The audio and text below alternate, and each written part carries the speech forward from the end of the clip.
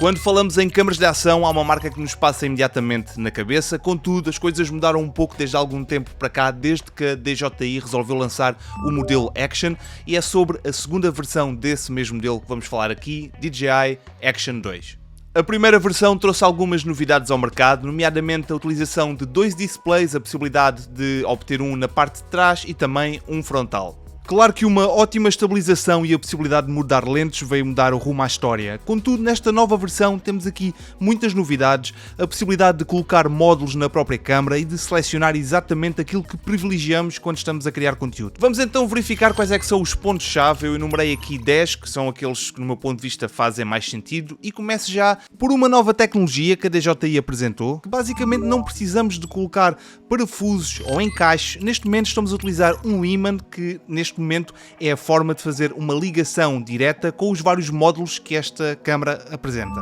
E é mais um extra que devemos contar cada vez que estamos a filmar ou então a querer captar de um determinado momento uma determinada imagem. Depois o FPV, e isto aqui é uma capacidade sem acessórios de ter a visão na própria pessoa, ou seja, tu vais colocar a câmera no peito sem ter, como eu estava a dizer, de ter aquelas alças ou então alguma forma de prender a câmera, e esta capacidade acaba por dar aqui uma visão diferente, principalmente quando estás a fazer exercício, seja ele corrida ou então bicicleta, por exemplo. Temos novos sensores, o que acabam por aumentar a performance no processamento da imagem, mas aqui o que devemos contar é a possibilidade de filmar em 4K 120 frames por segundo e com um ângulo, neste caso, que uma abertura te consegues obter informação de 155 graus. O próximo está relacionado com o peso, e quando nós estamos a falar de exercício sabemos que todas as gramas podem contar, e aqui são apenas 56 gramas. E se olharmos realmente o que ela acaba por oferecer, gravação a 4K, uma estabilização bastante interessante, tudo dentro de um corpo de apenas 56 gramas, é um ponto muito positivo.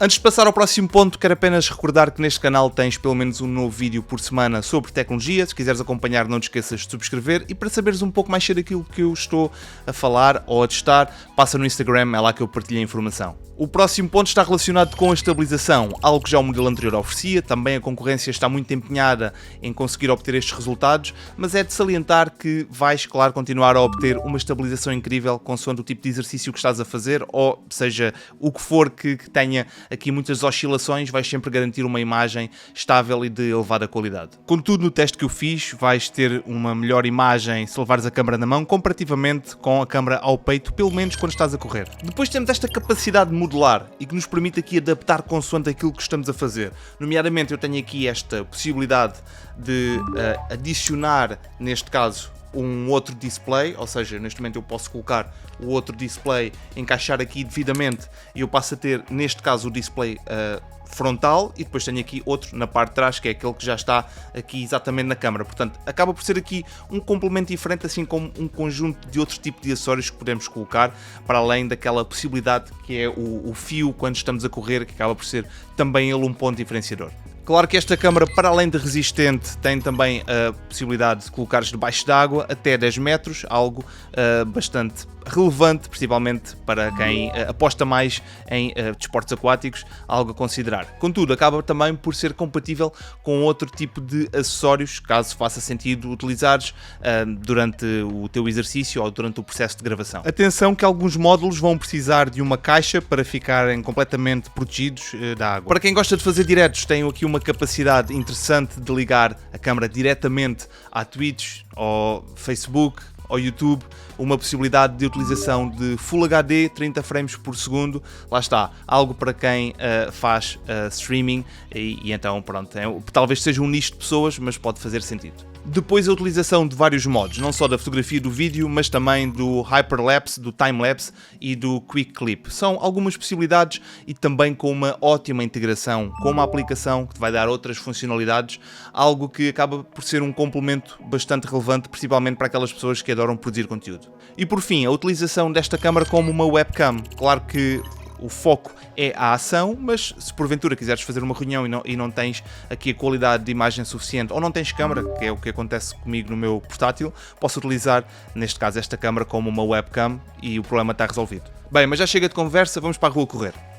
Bem, eu aqui vou ser muito prático e vou dizer exatamente como é que foi a minha experiência. Eu gostei das imagens que consegui captar, Contudo, há um ponto que deves considerar. Este modo de FPV pode não ser 100% indicado para quem quer ter aqui uma estabilização no horizonte, manter ali uma imagem mais estável, pois ele é como se estivesse sempre a tentar localizar o local onde eu estou a olhar, ou seja, ela vai sempre oscilar bastante, mantém uma estabilização, mas isso não significa que não vai virar várias vezes. Portanto, apenas um detalhe para considerares. Antes de concluir, e para quem gosta de mais alguns detalhes, quero partilhar alguns pontos contigo, nomeadamente a informação sobre o sensor, que acaba por ser melhorado. Temos também aqui uma abertura de 2.8, deves contar com um ISO tanto para fotografar e para filmar entre os 100 e os 6400. Para quem aposta mais na fotografia, deves contar com 12 megapixels. Já no vídeo tens um bitrate de 130 e podes contar com 4K 120 frames por segundo para aqueles slow motions incríveis que vais gostar bastante de fazer nesta câmera.